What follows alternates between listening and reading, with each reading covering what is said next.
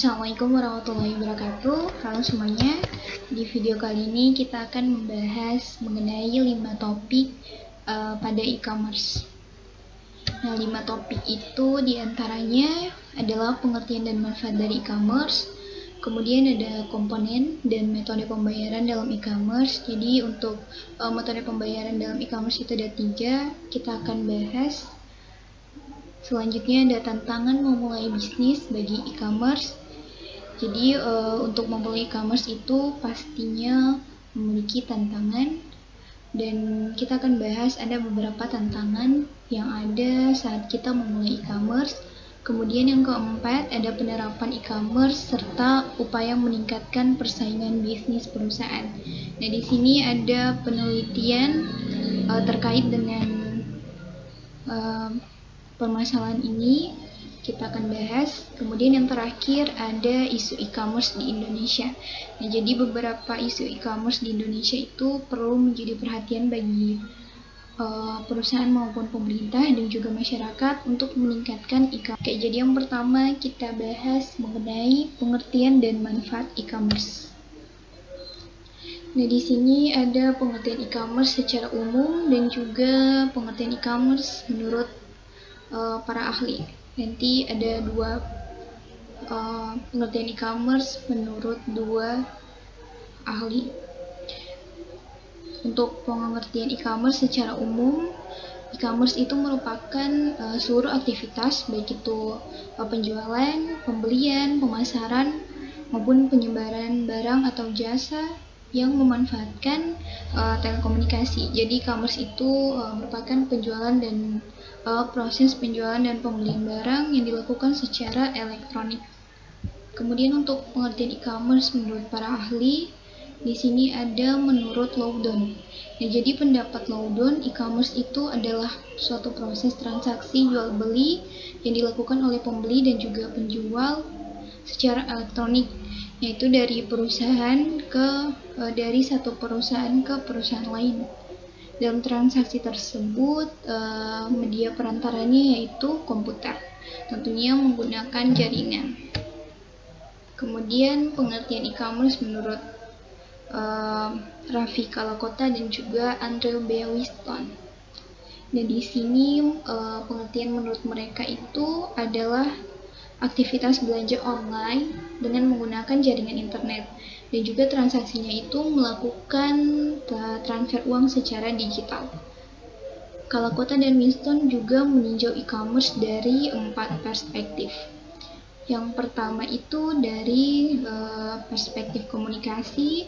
Jadi untuk perspektif komunikasi itu merupakan sebuah proses pengiriman barang, layanan, informasi, atau pembayaran yang melalui jaringan komputer atau menggunakan perangkat elektronik lain. Kemudian dari segi proses bisnis, jadi tentunya dari segi proses bisnis ini, e-commerce itu adalah aplikasi dan sebuah teknologi yang untuk menuju otomatisasi dari transaksi bisnis dan aliran kerja yang ada.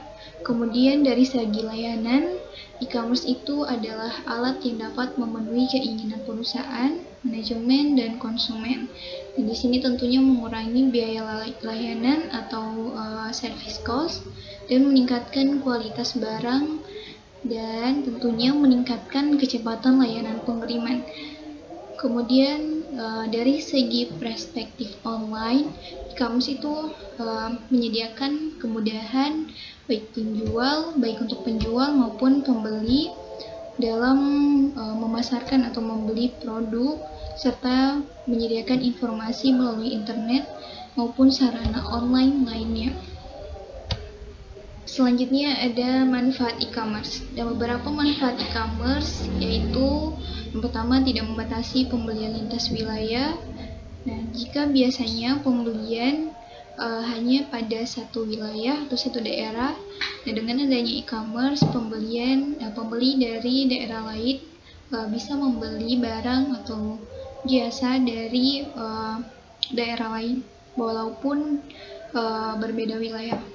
Kemudian efisiensi waktu, meningkatkan market export, meningkatkan customer loyalty, meningkatkan supplier management, dan tentunya mengurangi biaya operasional atau operating cost, kemudian mempersingkat waktu produksi, manajemen persediaannya itu secara otomatis, dan tentunya mempermudah pembayaran karena dilakukan secara online.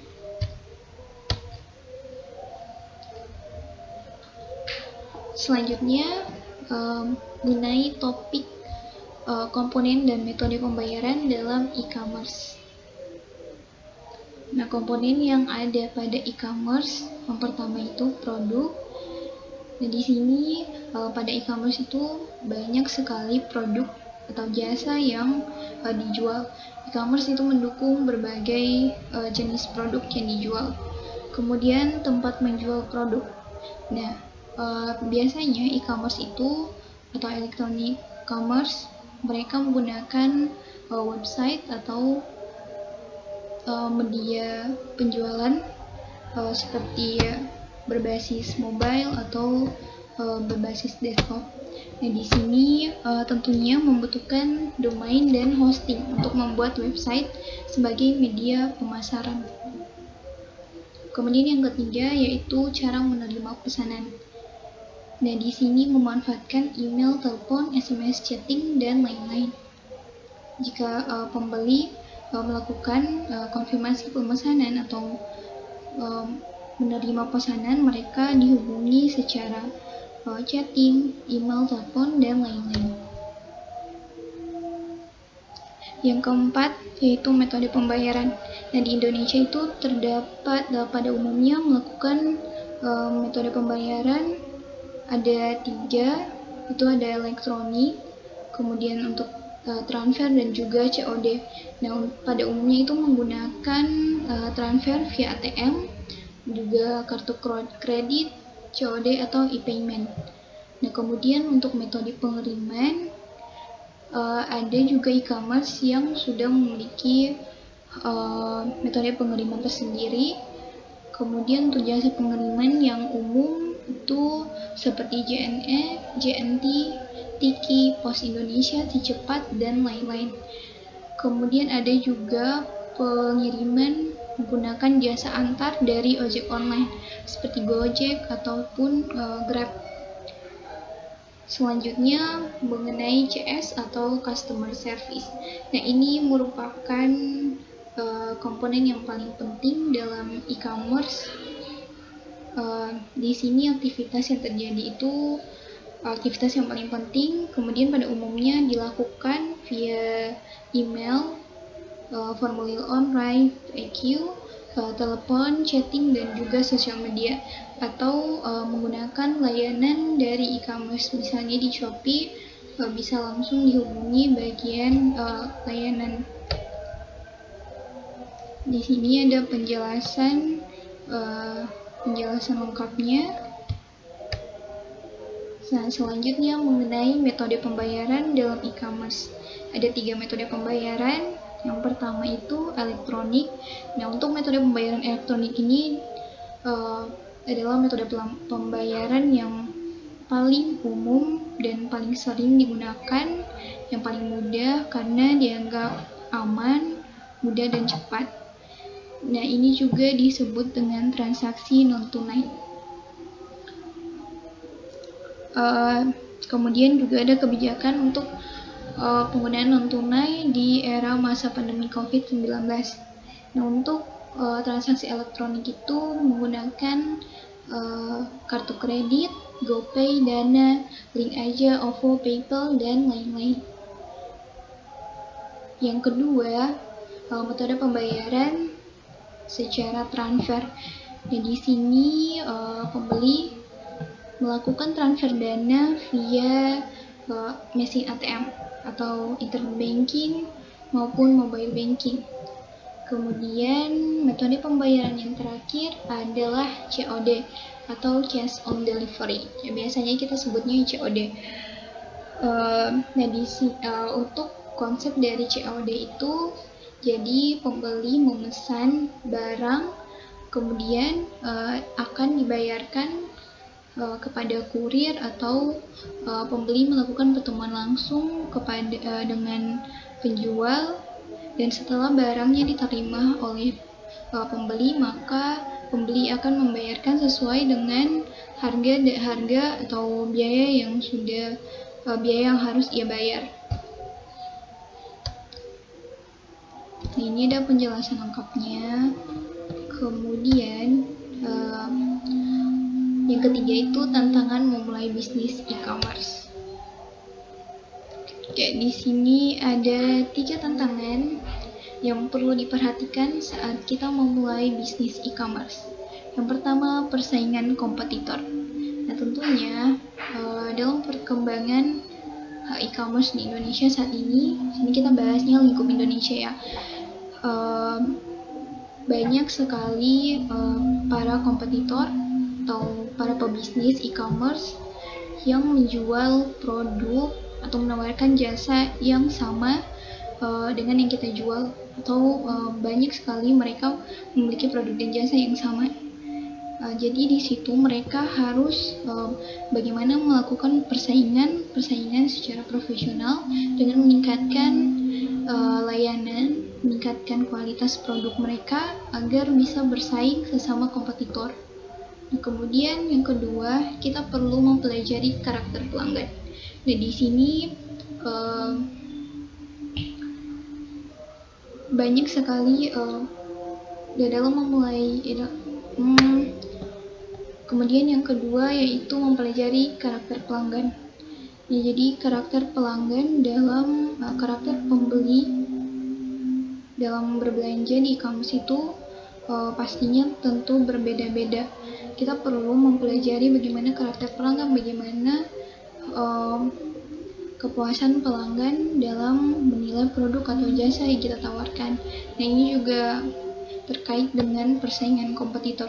Ya, kita menyediakan layanan atau jasa yang sesuai dengan mereka inginkan, maka tentunya pembeli akan menyukai jasa yang kita miliki. Kemudian yang terakhir, mengikuti perkembangan teknologi. Nah, jadi untuk perkembangan teknologi sendiri itu sangat penting karena ini berkaitan dengan teknik bisnis secara elektronik. Kemudian yang keempat, penerapan e-commerce sebagai upaya meningkatkan persaingan bisnis perusahaan.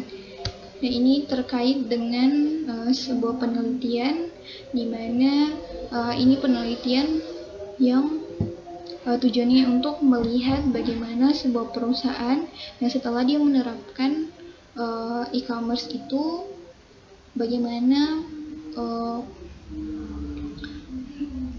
perusahaan tersebut mampu meningkatkan persaingan bisnis dari perusahaan lain. Nah, ini ada 2 analisis deskriptif. Yang pertama itu dari faktor motif, kemudian yang kedua dari faktor manfaat yang didapatkan setelah menerapkan e-commerce. Nah, untuk faktor motif itu ada 6 faktor yang menjadi harapan tertinggi bagi perusahaan saat mereka ingin menerapkan e-commerce. Yang pertama itu mengakses, tujuannya yaitu untuk mengakses pasar global, kemudian untuk promosi produk, membangun merek, kemudian untuk mendekatkan dengan pelanggan, selanjutnya untuk membantu komunikasi lebih cepat dengan pelanggan dan memuaskan pelanggan. Sedangkan untuk faktor manfaat, terdapat 2 faktor yang menjadi manfaat terbesar perusahaan, yaitu yang pertama kepuasan konsumen atau customer, dan juga keunggulan bersaing. Di sini keunggulan bersaing dengan perusahaan lain. Selanjutnya topik terakhir yaitu isu e-commerce di Indonesia. Di sini ada 5 isu terkait dengan e-commerce di Indonesia. Yang pertama yaitu perilaku. Di sini kebanyakan masyarakat Indonesia itu masih belum terbiasa dengan melakukan pembelian atau transaksi barang atau jasa secara online. Kemudian mereka masih belum percaya dengan transaksi yang dilakukan secara online. Yang kedua yaitu sistem pembayaran. Nah, untuk sistem pembayaran ini perlu ditingkatkan layanan untuk sistem pembayaran secara cepat, tepat, dan aman. Nah, banyak untuk masyarakat Indonesia itu masih menyukai transaksi yang dilakukan secara langsung atau tatap muka. Kemudian yang ketiga yaitu permasalahan logistik. Nah, permasalahan logistik ini juga nanti akan berkaitan dengan kebijakan pemerintah, di mana permasalahan logistik yang paling umum yaitu terkait dengan pengiriman barang yang dilakukan atau distribusi barang kepada konsumen. Banyak kejadian yang menyebabkan produk atau jasa yang dipesan konsumen itu kebanyakan tidak sampai kepada customer. Kemudian permasalahan atau isu yang keempat itu regulasi dari kebijakan pemerintah. Dan di sini kebijakan pemerintah juga memengaruhi para investor atau para pelaku bisnis e-commerce. Kebijakan mengenai pajak, kebijakan terkait dengan pengiriman dan lain-lain. Kemudian isu yang terakhir yaitu penggunaan perangkat mobile. Nah, saat ini penggunaan perangkat mobile di Indonesia itu sudah sangat tinggi. Namun untuk para penyedia e-commerce itu mereka hanya menyediakan website yang itu hanya berbasis desktop. Namun hal ini perlu dipecahkan atau diberikan solusi untuk menyediakan layanan yang berbasis mobile, mengingat pengguna mobile atau pengguna perangkat mobile di Indonesia itu sangat tinggi. Nah, jadi terkait dengan 5 topik pembahasan e-commerce, cukup sampai di sini. Wassalamualaikum warahmatullahi wabarakatuh. Mohon maaf jika ada penjelasan yang masih belum jelas. Terima kasih.